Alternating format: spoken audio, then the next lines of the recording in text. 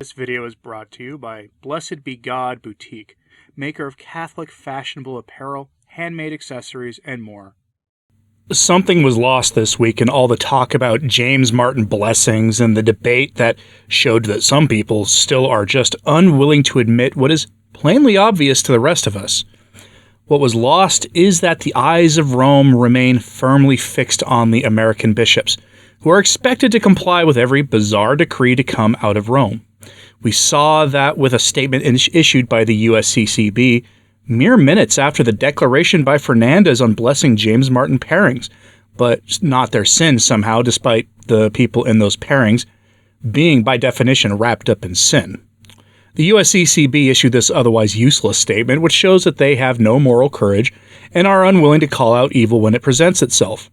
Quote, in response to the declaration Fiducia Supplicans issued by the Vatican's Dicastery for the Doctrine of the Faith today, the U.S. Conference of Catholic Bishops offered the following statement from its spokesperson, Chieko Noguchi, Executive Director of Public Affairs. Quote, the declaration issued today by the Vatican's Dicastery for the Doctrine of the Faith articulated a distinction between liturgical, sacramental blessings and pastoral blessings, which may be given to persons who desire God's loving grace in their lives. The Church's teaching on marriage has not changed, and this declaration affirms that while also making an effort to accompany people through the imparting of pastoral blessings because each of us needs God's healing love and mercy in our lives. End quote. They never really mention what you're being healed of and all that, but it's a nice, meaningless statement. And I'll remind you that God removed several cities from this mortal coil in the Old Testament because they were wrapped up in that sin. Several, though only 2 are explicitly named. And here we are trying to make a distinction about sin where there is no distinction. People who are trying to walk away from that sinful inclination are not going to place themselves in a constant state of temptation by remaining in any illicit relationship that would facilitate their fall. It's obvious. Why are the U.S. bishops taking such a soft approach?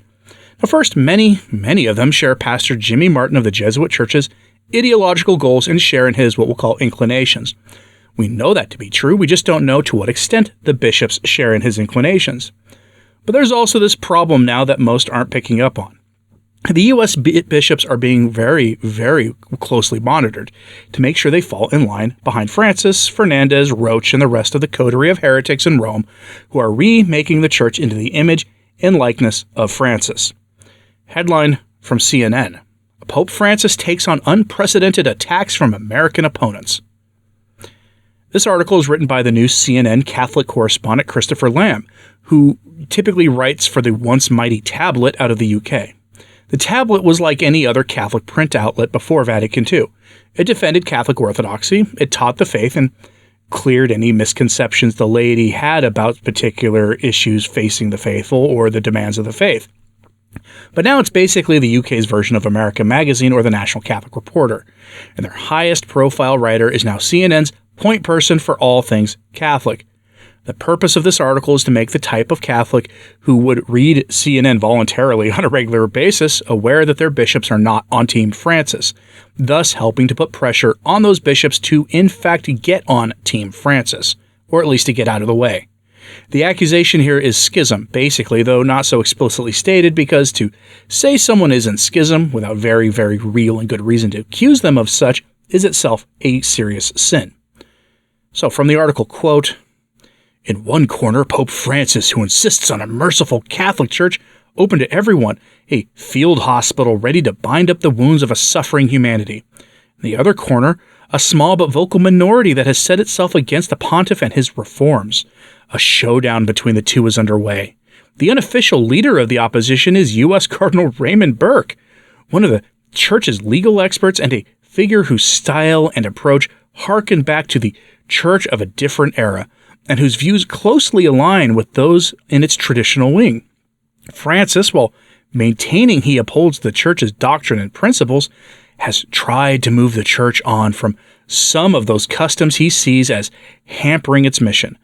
Those who oppose Francis say they are deeply concerned about his openness to giving communion to divorced and remarried Catholics, along with his pastoral welcome to the James Martin crowd. They don't like his focus on the progressive policy focuses, we'll say, of the moment that undermine social stability. And they want a pope instead who lays down the law and presents doctrine in black and white terms. This pope preaches for a humbler church, one focused on service, which seeks to bring the Christian message into the world. While the attacks on him are likely to have stung, Francis has frequently turned the other cheek, going so far as to say he does not seek to crack down on opponents. He's also appointed to Vatican departments leaders who held different views than his own. End quote.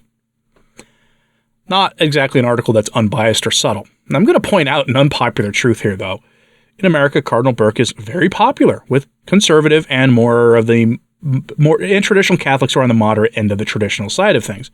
I would bet good money that most of the bishops in America, though, barely pay attention to him. That may sound like it's coming out of left field, but it is, as far as I can tell, the truth. Most of the American bishops who aren't vocally traditional or who haven't signaled that they are at least leaning that way generally don't pay that much attention to what he has to say. They'll let him come and speak in their dioceses in a manner befitting the office he holds and his stature in the church because they know he's very popular. But beyond that, they're not paying him all that much attention. It's pretty obvious at this point, I think.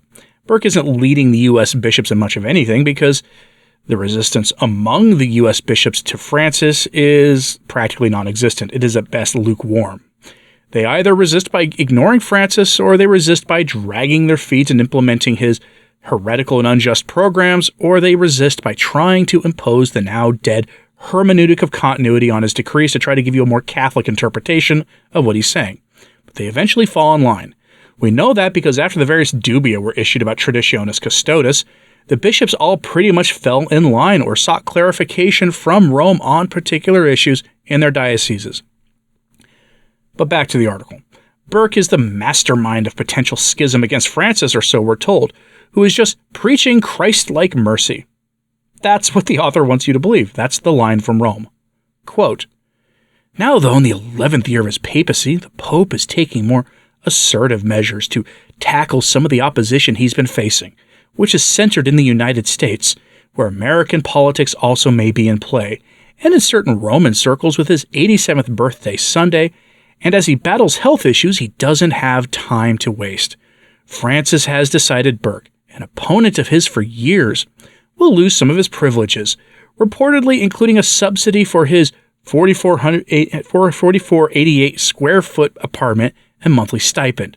It follows the Pope's move last month to remove from his leadership post Texas Bishop Joseph Strickland, who has accused Francis of undermining the central teachings of the Church, including on politically charged issues like the Moloch ritual and the James Martin parody of holy matrimony. Supporters of Burke and Strickland have said Francis is a, quote, dictator pope, clamping down on dissent, while others suggest the Pope is punishing his critics. While the attacks have no obvious precedent in recent history, Francis has allowed them to continue, often ignoring them.